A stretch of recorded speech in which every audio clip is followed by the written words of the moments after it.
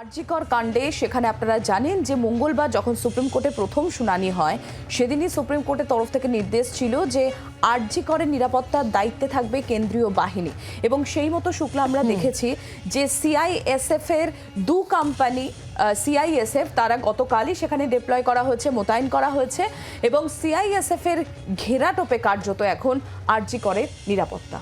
ছবিটা ঠিক কি সকাল সকাল আমরা সেটা একটু দেখার চেষ্টা করব, আপনাদেরকেও দেখাবো। আমাদের সঙ্গে অয়ন রয়েছেন, আমাদের প্রতিনিধি একেবারে সরাসরি। অয়ন, একটু দেখার চেষ্টা করব। গতকালই যেহেতু আমরা জানি যে দু কোম্পানি সিআইএসএফ এর জওয়ানরা তারা মোতায়েন হয়ে যায় এবং সেখানে মহিলা স্টাফেরাও রয়েছেন, আজ সকাল থেকে নিরাপত্তার বহরটা কেমন, কি দেখছো তুমি?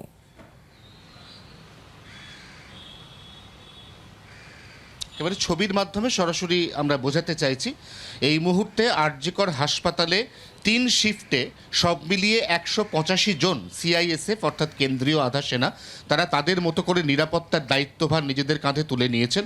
অর্থাৎ প্রতি শিফটে 61 জন করে সিআইএসএফ জওয়ান এবং তার সঙ্গে একজন করে শিফট ইনচার্জ, তিনি নিরাপত্তার দায়িত্ব এবং আনুষঙ্গিক টেকনিক্যাল বিষয়গুলো খুঁটিয়ে দেখবেন। ঠিক এইভাবেই এখানে নিরাপত্তা ব্যবস্থাকে ঢেলে সাজানো হয়েছে। হাসপাতালের 25টি স্পর্শকাতর এলাকা, সেই এলাকা বা সেই এলাকার বিল্ডিংয়ের গেটের সামনে এইভাবেই সিআইএসএফ জওয়ানরা মোতায়েন রয়েছেন। হাসপাতালের যে মূল প্রবেশপথ, সেই প্রবেশপথের দুদিকে সিআইএসএফ জওয়ান রয়েছে এবং তার ঠিক বাইরে, যদি আমরা ক্যামেরা নিয়ে হাসপাতালের বাইরে যাই তাহলে দেখব যে বাইরের যে রাস্তা অর্থাৎ আরজিকর রোড, এই রাস্তায় কিন্তু সম্পূর্ণ কলকাতা পুলিশ তারা নিরাপত্তার বেষ্টনী দিয়ে ঘিরে রয়েছে। অর্থাৎ হাসপাতালের ভেতর সেখানে সিআইএসএফ এর অতন্দ্র প্রহরা এবং হাসপাতালের বাইরে সেখানে কলকাতা পুলিশের বড় ফোর্স। এইভাবেই হাসপাতালের নিরাপত্তা ব্যবস্থাকে সুনিশ্চিত বা এনশিওর করার একটা প্রয়াস প্রশাসনিক পক্ষ থেকে চোখে পড়ছে। এই প্রয়াসের সবথেকে বড় কারণ, এখনো পর্যন্ত যারা আন্দোলনরত ধর্মঘটি জুনিয়র ডাক্তার বা ইন্টার্ন তারা বলছেন নো সেফটি নো ডিউটি। এখন তাদের পর্যাপ্ত সেফটির জন্য ইতিমধ্যেই দেশের শীর্ষ আদালত সুপ্রিম কোর্ট তার নির্দেশ অনুযায়ী এই হাসপাতালের নিরাপত্তার দায়িত্ব নিয়েছে কেন্দ্রীয় আধা সেনা বা সিআইএসএফ। তারপরে বাইরের নিরাপত্তার দায়িত্ব ইতিমধ্যেই আরও দৃঢ় করেছে কলকাতা পুলিশ।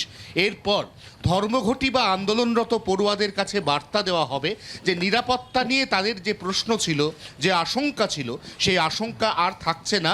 নিরাপত্তার এই হচ্ছে বজ্র আটুনি, অতএব তারা এবার কাজে যোগ দিন। কারণ ইতিমধ্যেই সুপ্রিম কোর্ট আগ্রহ প্রকাশ করেছে, ইতিমধ্যেই সুপ্রিম কোর্ট আবেদন জানিয়েছেন এই সমস্ত ধর্মঘটি ইন্টার্ন বা পিজিটিদের কাছে যে তারা যেন এবার কাজে ফেরেন। কারণ আমরা যদি হাসপাতালের পরিষেবার কথা দেখি তাহলে এদের লাগাতার কর্মবিরতিতে সেই পরিষেবা যথেষ্ট বিঘ্নিত হচ্ছে।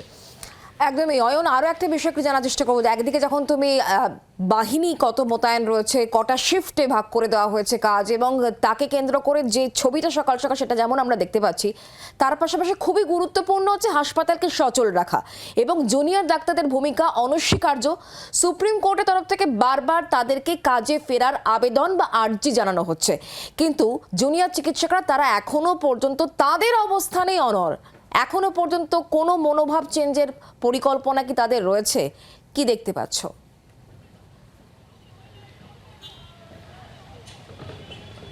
গতকাল রাতেও যে জেনারেল বডি মিটিং হয়েছে, সেই মিটিং থেকে বেরিয়ে আন্দোলনরত জুনিয়র ডাক্তাররা জানিয়ে দিয়েছেন এই মুহূর্তে লাগাতার যে তাদের অবস্থান এবং কর্মবিরতি তা থেকে সরে আসার কোনো পরিকল্পনা তারা করছেন না। আমরা এখনও পর্যন্ত দেখতে পাচ্ছি গতকালের জিবি মিটিংয়ের পরেও আমরা যে ছবি দেখতে পাচ্ছি তাতে আমরা দেখছি এখানে নির্যাতিতা তার যে বিচার, সেই বিচার চেয়ে এখানে এখনও পর্যন্ত উই ওয়ান্ট জাস্টিস এই ছবি রেখে এবং তার পাশাপাশি নির্যাতিতার প্রতীকী কুশপুতুল রেখে এখানে প্রতিবাদ এখনও পর্যন্ত চলছে। এখন এই প্রতিবাদ এখনও পর্যন্ত চলার অর্থ হচ্ছে আজও এই হাসপাতাল অর্থাৎ কলকাতার অন্যতম বড় সরকারি হাসপাতাল আরজিকর, সেখানে আউটডোর পরিষেবা কার্যত মুখ থুবড়ে পড়বে। সেখানে ইনডোর পরিষেবা যা এখনও পর্যন্ত সিনিয়র ডাক্তাররা সচল রেখেছেন, সেই পরিষেবাও কিন্তু খুব ফুল ফ্লেজেড বা পূর্ণাঙ্গ রূপে টেনে নেওয়া যাবে না।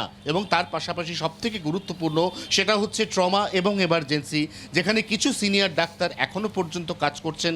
তারা কিন্তু ট্রমা কেয়ার যে ভবন, এই ভবনের একতলার 2টি ঘরে আপাতত সম্পূর্ণ ভাঙচুর বা তছনছ হয়ে যাওয়া যে এমার্জেন্সি, সেখান থেকে কিছু ইকুইপমেন্ট তুলে পরিষেবা সচল রাখার চেষ্টা করছেন। কিন্তু কিন্তু এটা ভুললে চলবে না যে একটি বড় সরকারি হাসপাতালে মূল চালিকা শক্তি হচ্ছে সেখানকার জুনিয়র ডাক্তার এবং সেখানকার পিজিটি পড়ুয়ারা, যারা মূলত এই হাসপাতালের বিভিন্ন সেক্টরগুলোকে পরিষেবা দিয়ে সচল রাখেন।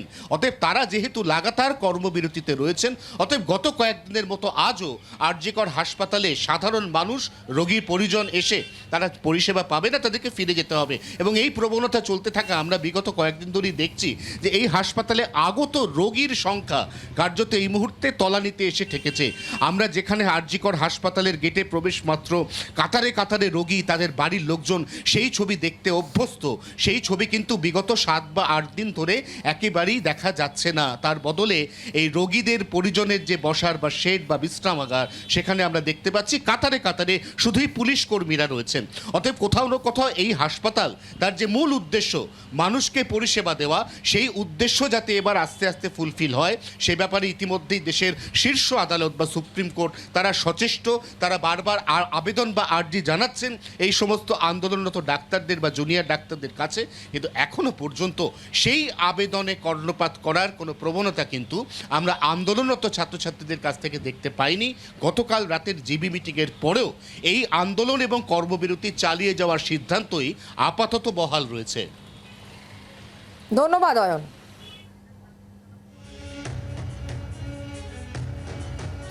আপনারা দেখতে পাচ্ছেন এই মুহূর্তে আরজি করে শুক্লা আমরা যে পরিস্থিতি দেখছি, সুপ্রিম কোর্টে প্রধান বিচারপতি ডিওয়াই চন্দ্রচূড় গতকালই বলেছেন, তিনি আবেদন করেছেন যে হাসপাতালে স্বাস্থ্য পরিষেবা সচল রাখার জন্য সেখানে জুনিয়র চিকিৎসকদের যোগদান করাটা অত্যন্ত জরুরি এবং রোগীদের স্বার্থে কাজে যোগদান করার জন্য তিনি আবেদন করেছেন। এবং সেই আবেদনের পর আমরা দেখেছি যে দিল্লি এইমস তারা কাজে যোগদান করেছে, কিন্তু এখনো পর্যন্ত আরজি করে যে জুনিয়র চিকিৎসকরা তারা এখনো পর্যন্ত নিজেদের আন্দোলনেই অনড় রয়েছেন। এর আগে আমরা দেখেছিলাম শুক্লা যে নো সেফটি নো ডিউটি এই স্লোগানকে তারা সামনে রেখেছিলেন, কিন্তু গতকাল থেকেই সুপ্রিম নির্দেশেই সেখানে 2 কোম্পানি সিআইএসএফ মোতায়েন হয়েছে। এবং যেরকম আমাদের প্রতিনিধি অয়ন ঘোষাল তুলে ধরলো যে এই সিআইএসএফ 2 কোম্পানি এরা 3টে শিফটে করে রোল ওভার করে এরা কাজ করবেন এবং এই আরজি করের গোটা নিরাপত্তার দায়িত্বে এখন কেন্দ্রীয় আধা সেনা। গতকাল রাতে জেনারেল বডির বৈঠক হয়েছে এবং সেখানে আন্দোলনকারীদের তরফ থেকে স্পষ্ট করা হয়েছে এই ঘটনার সঙ্গে যারা যুক্ত সকলকে গ্রেফতার করতে হবে। বাংলার আওয়াজ, বাঙালির আবেগ, জি 24 ঘন্টা।